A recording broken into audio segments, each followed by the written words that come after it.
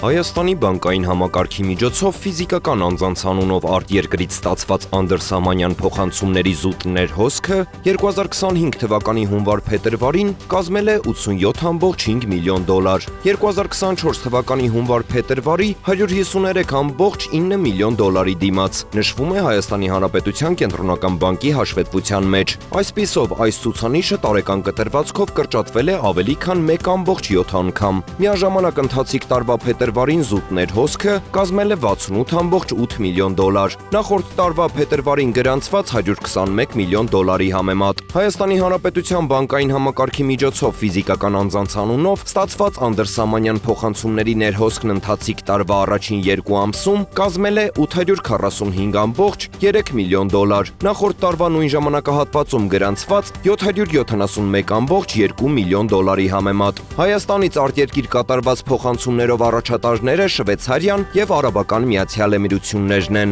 2024 թվականի նույն ժամանակահատվածում առաջատարներն էին Արաբական Միացյալ Էմիրությունները եւ ԱՄՆ-ն։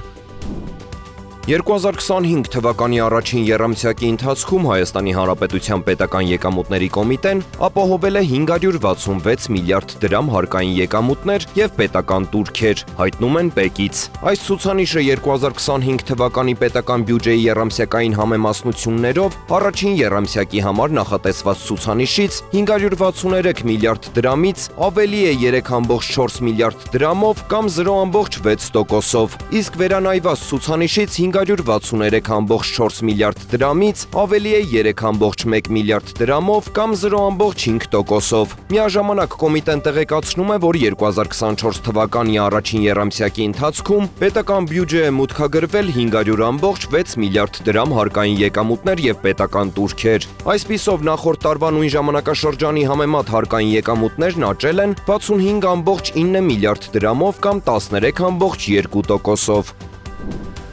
2025 թվականի փետրվարին եվրոգոտում գործազրկության մակարդակը կազմել է 6.1%, հունվարի 6.2%-ի դիմաց։ ԵՄ-ում փետրվարին գործազրկությունը հասել է 5.7%-ի, 12 միլիոն գործազուրկ, նրանցից 2 միլիոն 835 հազարը երիտասարդ է, մինչև 25 տարեկան։ 2025 թվականի փետրվարին ԵՄ-ում երիտասարդների գործազրկության մակարդակը կազմել է 14.5%, կանանց շրջանում գործազրկության մակարդակը հասել է 6%-ի, իսկ տղամարդկանց շրջանում 5.5%-ի։